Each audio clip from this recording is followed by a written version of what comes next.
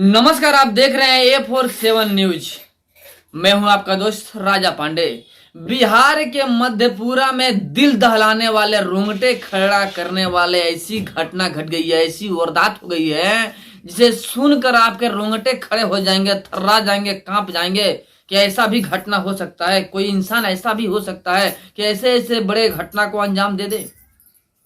जी हाँ, बिहार के मधेपुरा का यह घटना है। वहां लोगों के हुजूम जू गोटे हो गए। वहां पे बहुत सारे लोग पहुंच गए हैं और देख देख करके सभी आश्चर्यचकित हैं कि ऐसे कैसे हो गया। पुलिस भी वहां पे पहुंच चुकी है। हालात बहुत गंभीर है, माहौल खराब है, लोगों में गुस्सा भड़क चुकी है कि ऐसा कैसे हो गया। सारी वारदात और सारी कहानी आपको बताएंगे, बस वीडियो में अंत तक बने रहिएगा। और अभी तक आपने हमारे चैनल को सब्सक्राइब नहीं किया है तो प्लीज लाल बटन दबा के चैनल को सब्सक्राइब कर लीजिए, लाइक कर दीजिए और बेल के आइकन को प्रेस जरूर कर दीजिएगा ताकि जो भी बड़ा अपडेट और न्यूज हो सीधा आप तक पहुंच सके। आज जो पहले से ही हमारे चैनल को सब्सक्राइब कर रखे हैं उनको दिल से धन्यवाद। आइए आपको बता दें हम पूरे विस्तार के साथ में कि आजकल लव की कहानी जोरों शोर से चल रही है। ना तो लड़कियों के पास में दिमाग नाम की चीजें और ना लड़कों के पास में दिमाग नाम की चीजें। घर के लोग छूट देते हैं पढ़ने लिखने के लिए। लड़का और लड़की में मतभेद ना करके दोनों को समान नजरियों से देखते हैं।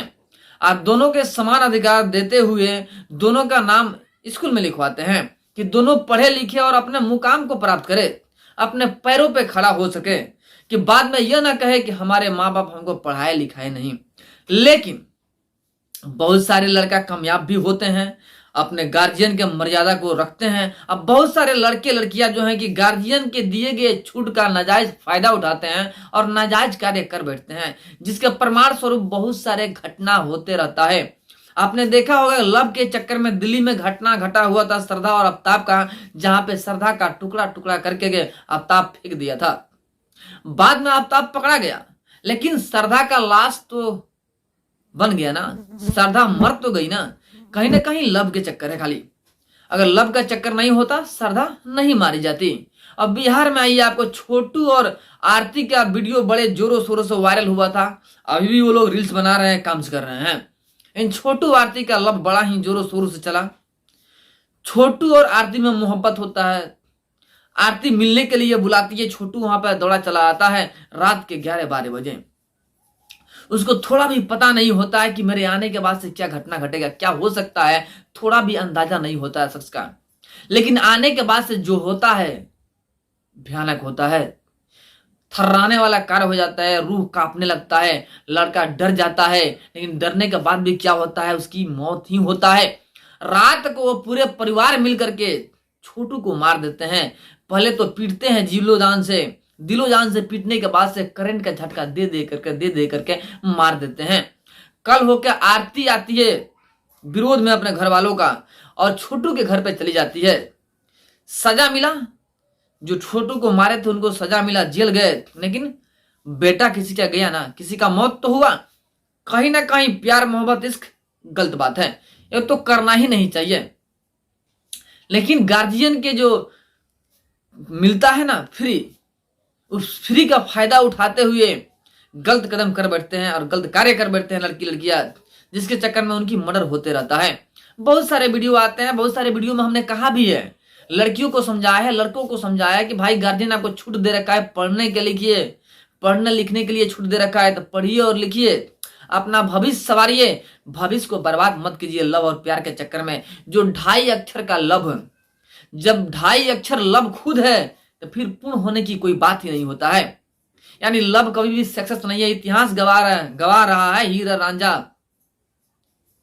लायला मजनू, बहुत सारे गवाह है इतिहास जहां पर सफलता प्राप्ति नहीं हुआ है लव को, फिर भी लोग दोहराने की कोशिश करते हैं। कहीं कहीं कोई सफल भी हो जाते हैं, लेकिन परिमाण दुष्परिणाम ही होता है। इसी का दुष्परिणाम मधेपुरा के, बिहार के मधेपुरा में घटा हुआ है, जहां पे 2 प्रेमी युगल, एक लड़का और एक लड़की का लाश नदी के किनारे मिला हुआ है। रात के 9 बजे नदी के किनारे मिला और लोगों ने देखा। सुबह में पुलिस वहां पाई, एम्बुलेंस लेकर के लाश को लाद करके लेकर चली गई।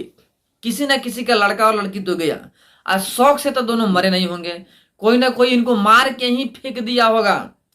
लड़के वाले मार के फेंके हो या लड़की वाले मार के फेंके हो, लेकिन मार के फेंका ही होगा। बिना मारे तो मरे नहीं है। खुद जो जीने के लिए आया है आत्महत्या क्यों करेगा? कोई ना कोई मजबूरी में ही आत्महत्या करता है। क्योंकि दोनों युगल साथ मरे हुए हैं, यानी कहीं ना कहीं कोई ना कोई मार के फेंक ही दिया है। लेकिन सोचने वाली बात है कि बार बार इस घटना को दोहराया क्यों जाता है?